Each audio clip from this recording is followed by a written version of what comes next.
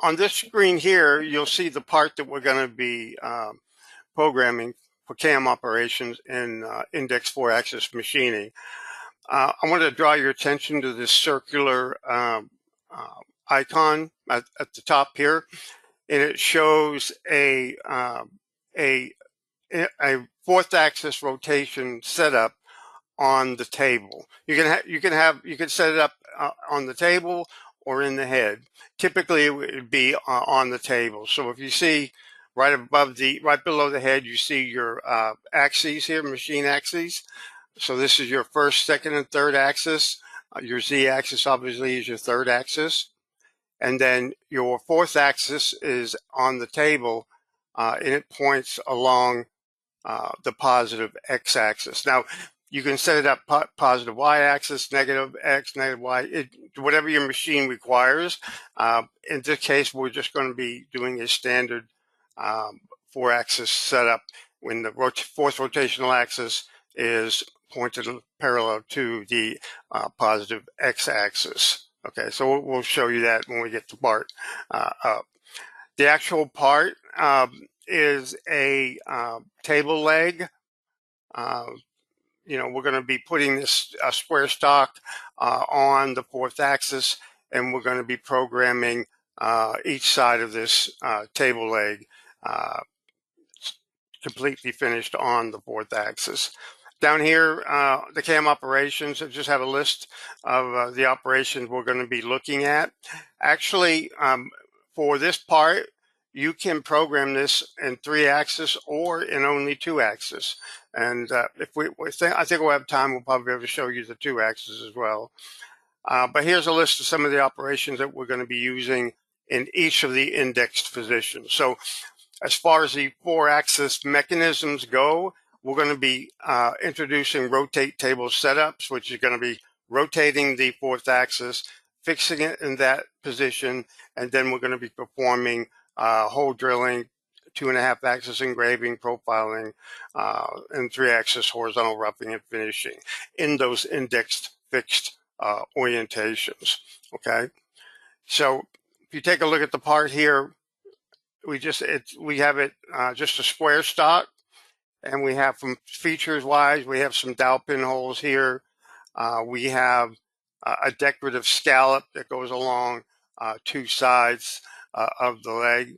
And you will also notice that the profile of the leg itself is not straight. So it's got curves here on this side, and then it's got tapered walls on this opposite side. So let's go right into the part, and we'll get set up for 4-axis. The bottom, okay. So now let's go ahead and do a rotate table setup. So what we're going to do is we're going to go back to the Program tab. We're going to go to the Setup, and we're going to pick a rotate table setup.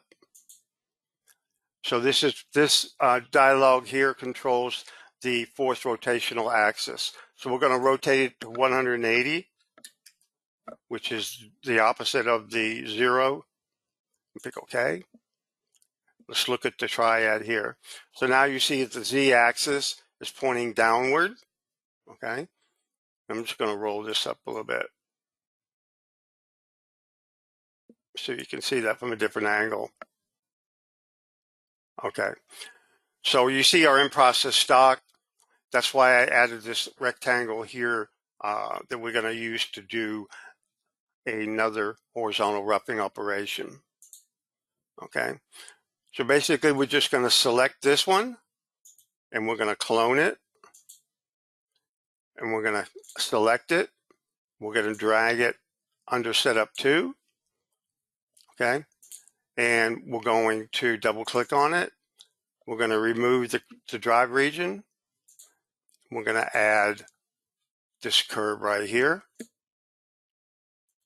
There it is.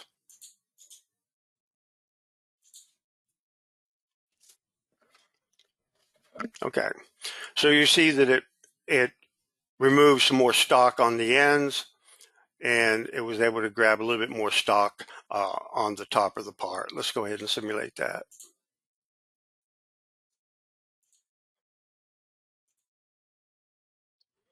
Okay, so let's go ahead, and we got a horizontal roughing.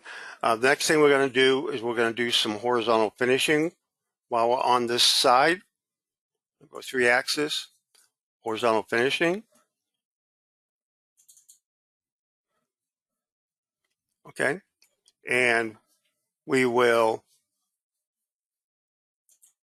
just 1 second.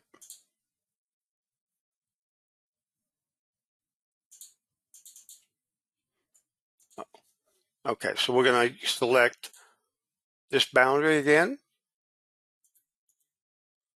Okay. With the tool, we'll use the same flat mill. Okay. This is horizontal finishing.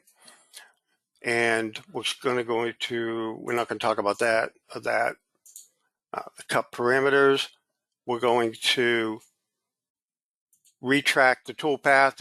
When it gets to the ends here, it's going to retract and move over. Okay.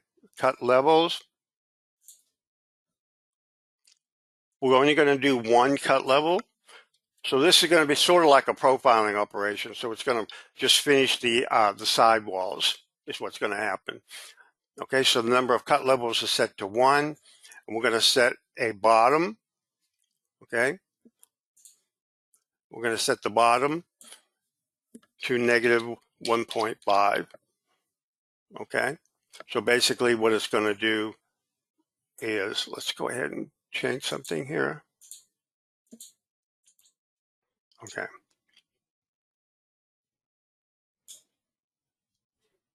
Set that a little bit more.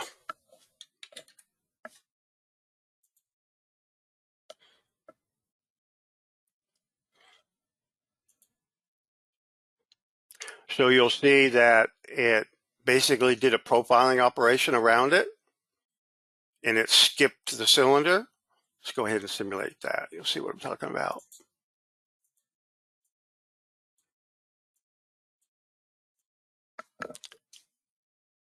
Okay, so it cleaned up both sides. Okay. Now we do have some holes here. Okay, so let's go ahead and do those holes. We're going to do a hole. We're going to do a drill. And we're going to select these cylinders here. Okay, and for the tool, we're going to be using the 3/4 inch diameter end mill.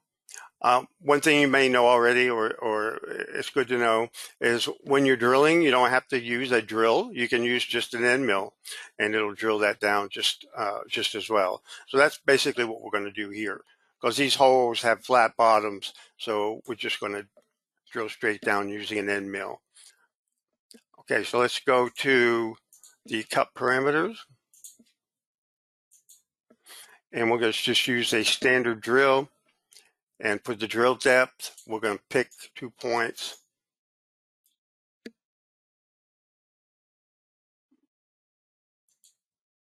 Here and here.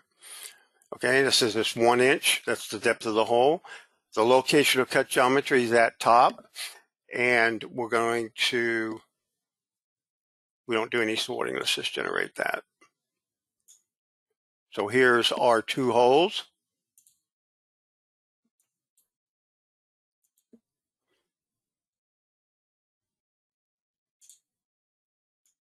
Okay. Okay, so next what we want to do is do another rotate table setup.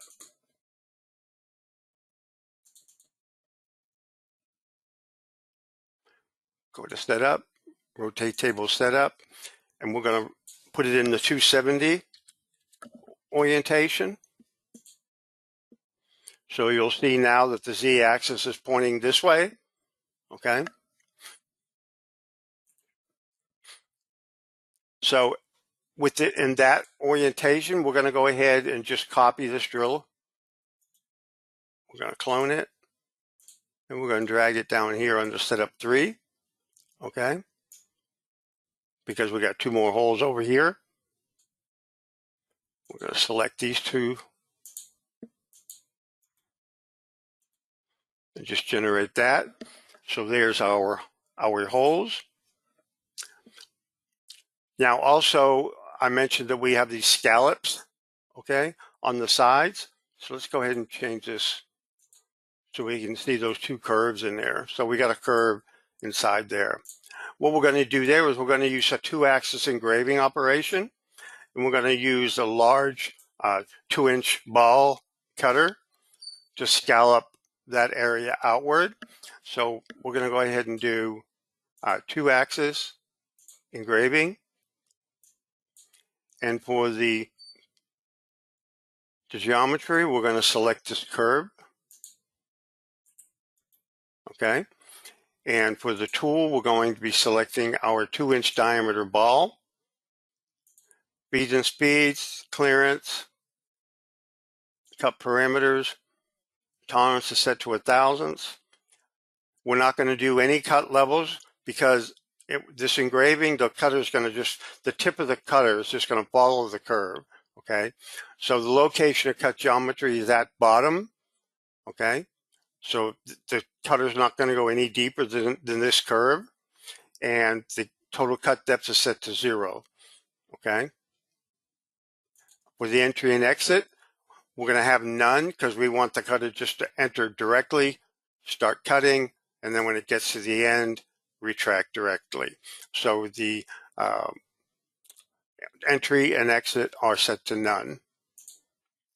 Okay, we do want to do some arc fitting since this is basically a curve. And let's generate that. So you'll see here that it just ran the cutter along this curve. Let's go ahead and simulate that.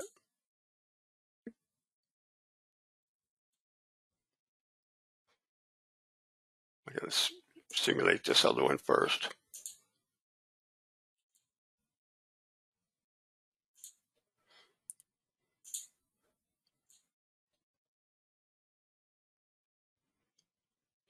Okay, so there's our scallop on one side. So now what we're going to do is do one more rotate table setup. And this time we're going to set it to 90-degree position. Okay. So you'll see the blue Z-axis is pointing that way. Okay. So we're going to rotate this around so we can see that side. Okay. And we're going to go ahead and copy the engraving operation or clone it. And we're going to drag it down here. We're going to change the geometry.